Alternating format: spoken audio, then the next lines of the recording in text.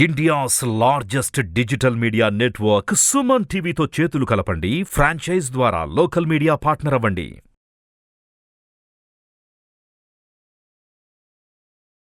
సుమన్ టీవీకి స్వాగతం. నవంబర్ నెల ద్వాదశ రాశుల వారికి ఏ రకంగా ఉండబోతుంది, నవగ్రహాలు ఏ స్థానాల్లో ఉన్నాయి, ఆ నవగ్రహాలు ఎటువంటి ఫలితాలను అందించబోతుంది, విద్య, ఉద్యోగం, వ్యాపారం, ఆరోగ్యం వీటన్నిటిలోని ఆ నవగ్రహాలు ఎటువంటి ఫలితాలని అందజేస్తున్నాయి, మనకు కొన్ని విషయాలను తెలియజేసేందుకు మనతో పాటు ఉన్నారు జ్యోతిష్య రత్న, జ్యోతిష్య చక్ర వైభవ నిపుణులు డాక్టర్ రాళ్లపల్లి రవికుమార్ గారు. గురుగారు నమస్కారం అండి. నమస్కారం. గురుగారు, ముందుగా అంటే ద్వాదశ రాశుల వారికి ఎలా ఉండబోతుందో తెలియజేసే ముందు ఈ ద్వాదశ రాశుల వారికి నవగ్రహాలు స్థానాలు ఎక్కడెక్కడ ఉన్నాయో తెలియజేస్తారా? శరదిందు సమాకారే పరబ్రహ్మ స్వరూపిణి వాసరాపీఠ నిలయే సరస్వతి నమోస్తుతే. అందరికీ నమస్కారం. ఈరోజు మనం అంటే 1 నవంబర్ 2023 నుంచి 30 నవంబర్ 2023 వరకు నవగ్రహాలు ద్వాదశ రాశుల్లో ఎక్కడున్నాయో ఇప్పుడు తెలుసుకుందాం. ముందుగా రవి వచ్చేసి మనకి వృశ్చిక రాశిలో ఉన్నారు. అలాగే కుజుడు మరియు బుధుడు కూడా మనకి వృశ్చిక రాశిలో ఉన్నారు. అలాగే గురువు వచ్చేసి మనకి మేషరాశిలో సింగిల్గా ఉన్నారు. రాహుతో కలయిక విడిపోయిందండి, కాబట్టి గురు చండాలయం కూడా వెళ్ళిపోయింది, కాబట్టి మేషరాశిలో విడిగా గురువు ఉన్నారు. అలాగే శని వచ్చేసి మనకి స్వస్థానమైన కుంభరాశిలో ఉన్నారు. అలాగే మనకి రాహు వచ్చేసి మీన రాశిలో ప్రవేశించాడు. ప్రస్తుతం ఏడార్థం పాటు అంటే 1.5 year పాటు మీన రాశిలో ఉంటారు. అలాగే మనకి కేతు వచ్చేసి మనకి కన్యారాశిలో ఉన్నారు. కన్యారాశిలో కేతు ఏడార్థం పాటు ఉంటారు. అలాగే శుక్రుడు వచ్చి మనకి అదే కన్యారాశిలో ఉన్నారు, నీచ స్థానంలో ఉన్నారు. గురుగారు, మరి ధనుసు రాశి వారికి నవంబర్ మాసం అంతా ఎలా ఉండబోతుంది? వీడికి ఏ గ్రహాలు అనుకూలిస్తున్నాయి? ధనుసు రాశి అనగానే ముఖ్యంగా మూల 1, 2, 3, 4 పాదాలు, పూర్వాషాఢ 1, 2, 3, 4 పాదాలు, ఉత్తరాషాఢ 1వ పాదం. ఈ నక్షత్రాలన్నీ మనకి ధనుసు రాశిలో వస్తాయి.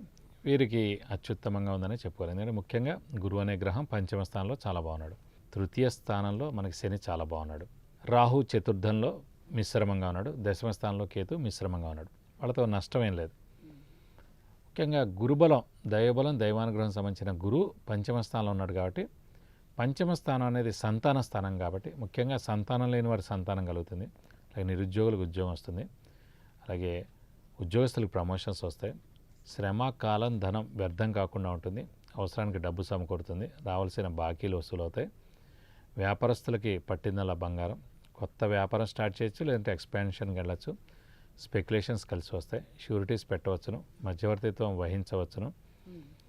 సంతాన స్థానంలో గురువు ఉన్నందుకు ధనుసు రాశి వారి సంతానం ఎవరైతే ఉన్నారో వారికి చాలా అభివృద్ధి ఉంటుంది. విద్యార్థులకైతే మంచి ర్యాంక్ రావడం, ఉద్యోగస్తులకైతే ప్రమోషన్ రావడం.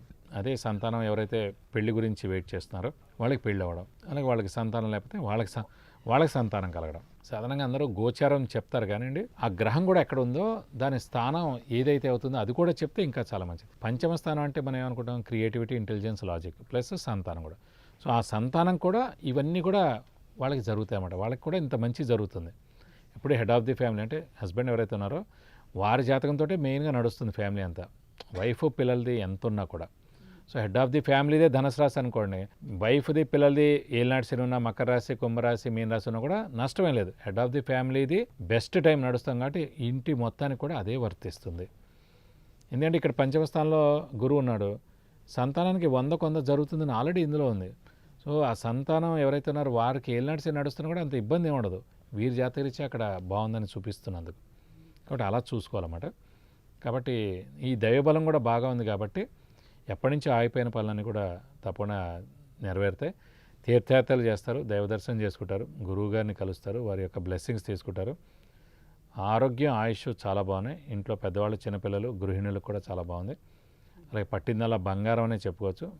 మనం చెప్పుకున్న 4 రాశుల్లో బెస్ట్ రాశి ధనుసు రాశి అని కూడా చెప్పుకోవచ్చు. వీరికి నెక్స్ట్ ఏడాది ఏప్రిల్ దాకా కూడా పట్టిందల్లా బంగారం అని చెప్పచ్చు. ఇంకా వీరికి ముఖ్యంగా గవర్నమెంట్ జాబ్ కొంతమంది ట్రై చేస్తుంటారని వారికి ఇది సరైన సమయం అనమాట. గవర్నమెంట్ జాబ్ వచ్చేందుకు అవకాశం ఉంది నెక్స్ట్ ఏడాది ఏప్రిల్ దాకా.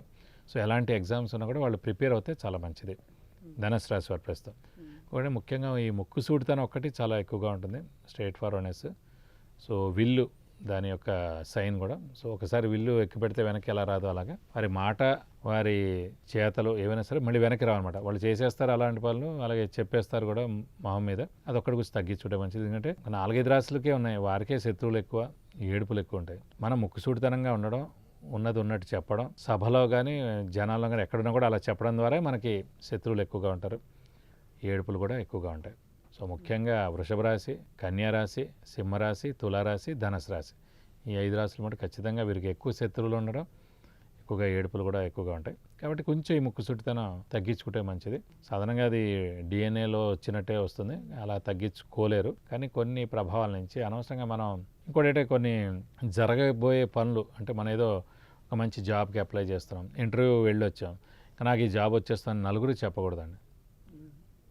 ఎవ్వరు చెప్పినా ఒక తల్లి, తండ్రి, భార్య తప్ప మీకు జరగబోయేది ఏది ఎవరు చెప్పినా కూడా ఖచ్చితంగా అది క్యాన్సిల్ అయిపోతుంది, అది రాదు. మీరు ఫారెన్ విజిట్ కానివ్వండి, ఫారెన్ అసైన్మెంట్ కానివ్వండి, కొత్త జాబ్ అవనివ్వండి, పెళ్ళైనా తీసుకోండి, కుదిరింది కూడా క్యాన్సిల్ అయిపోద్ది మేడం. ఎవరికి చెప్పొద్దు, ఎవ్వరికి చెప్పకూడదు.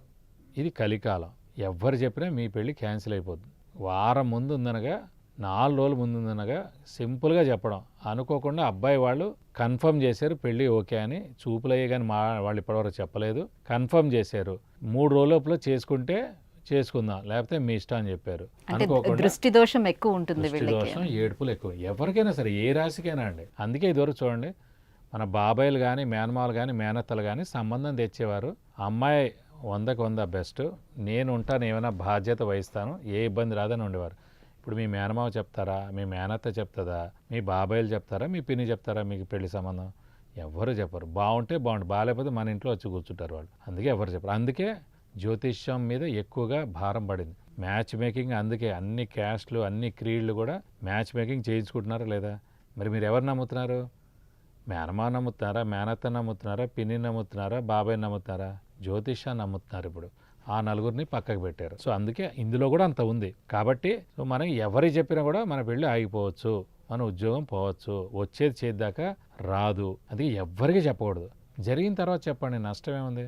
అనుకోకుండా జరిగింది, అనుకోకుండా వాళ్ళు ఓకే చేశారు అని సింపుల్గా చెప్పండి. ఈ ఎక్కువగా ఇలాంటివన్నీ జరిగే కూడా ఓన్లీ మనం చెప్పడం ద్వారా. ఫ్రెండ్స్ అయినా చెప్పకండి, ఏదైనా గోప్యత మెయింటైన్ చేయాలి. ఫ్రెండ్స్ ఉన్నారండి, మామూలుగా ఫ్రెండ్స్ ఉన్నారు, నా గూగుల్లో చేసే జాబ్ ఉన్నవాడు హస్బెండ్గా వస్తున్నాడు, అవతలమ్మాయి ఎందుకు సహిస్తుంది? సహించదు. నాకు అరవింద స్వామి లాంటి అందమైన అబ్బాయి భర్తగా వస్తున్నాడు, అవతలమ్మాయి ఎందుకు సహిస్తుంది? సో అందుకు ఏంటంటే ఎవ్వరికి చెప్పకండి. ఇవి అంతా పని అయిన తర్వాత చెప్పండి. అయితే రేపు ఉందనగా ఈరోజు చెప్పండి, నష్టం లేదు. సగం పనులు ఆగిపోవడానికి మటుకు మెయిన్ పాయింట్ ఇదే అండి. ప్రేక్షకులు ఇది మటుకు మీరు తప్పకుండా వినండి. నా విషయంలోనే 100 పనులు అలాంటివి అన్నీ ఆగిపోయి ఒక జ్యోతిష్యుడిగా నేనే చెప్తున్నాను. సో నేను అప్పటి నుంచి చెప్పడం మానేశాను, నాకు అన్నీ బాగానే ఉన్నాయి. గురుగారు, మరి ధనుసు రాశి వారికి పంచమ స్థానంలో గురువు ఉన్నారు, దశమ స్థానంలో కాదు. మరి రాజకీయ నాయకులకు ఏ రకంగా కలిసి వస్తుంది? పంచమ స్థానంలో గురువున కూడా ముఖ్యంగా గురుబలం చాలా ఇంపార్టెంట్. ఇందాక చెప్పినట్టు సో రవి కూడా నవంబర్ 15 నుంచి నీచత్వం వెళ్ళిపోతున్నాడు, బాగుంటాడు. కుజుడు స్వస్థానంలో ఉన్నాడు కాబట్టి ఇంకా చాలా బాగున్నాడు. శని తృతీయంలో స్వస్థానంలో ఉన్నాడు కాబట్టి ఖచ్చితంగా ధనుసు రాశి వారు ఎవరైతే నించుంటారో, పోటీ చేస్తారో వారు ఖచ్చితంగా నెగ్గేందుకు అవకాశాలు 100కి 100% ఉన్నాయని చెప్పుకోవాలి. మరి విద్యార్థులకి ఎలా ఉంది? విద్యార్థులకి సువర్ణ అవకాశం అండి. మంచి ర్యాంక్ రావడం కానివ్వండి, మంచి యూనివర్సిటీలో సీట్ రావడం కానివ్వండి, ఏదైనా సరే అత్యుత్తమంగా ఉందని చెప్పుకోవాలి విద్యార్థులకు కూడా. ఇంకా ఎటువంటి పరిహారాలను పాటించాలి వీళ్ళు? ముఖ్యంగా ధనుసు రాశి వారికి యోగకారకుడు, అదృష్టకారకుడు, లక్ ఫేవర్ చేసే గ్రహం రవి ప్రస్తుతం నవంబర్ 17 దాకా నీచత్వంలో ఉంటుంది కాబట్టి మీరు కూడా ప్రతి ఆదివారం ఈ నవంబర్ 17 దాకా అంటే 2-3 వారాలు వస్తుంది. సో ప్రతి ఆదివారం ఉపవాసం ఉండడం చాలా మంచిది. అలాగే శివుణ్ణి ఎక్కువగా ఆరాధించడం మంచిది. వీలైతే ఈ నెలలు శివుడి అష్టోత్తరం ప్రతిరోజు చదువుకోవడం మంచిది. అలాగే ప్రతి సోమవారం శివాలయానికి వెళ్ళి 41 ప్రదక్షిణాలు చేస్తే అన్ని విధాలా మీకు మంచి చేకూరుతుంది. ధన్యవాదాలు గురుగారు. ధనుసు రాశి వారికి ఎలా ఉండబోతుందో తెలియజేసినందుకు. నమస్కారం.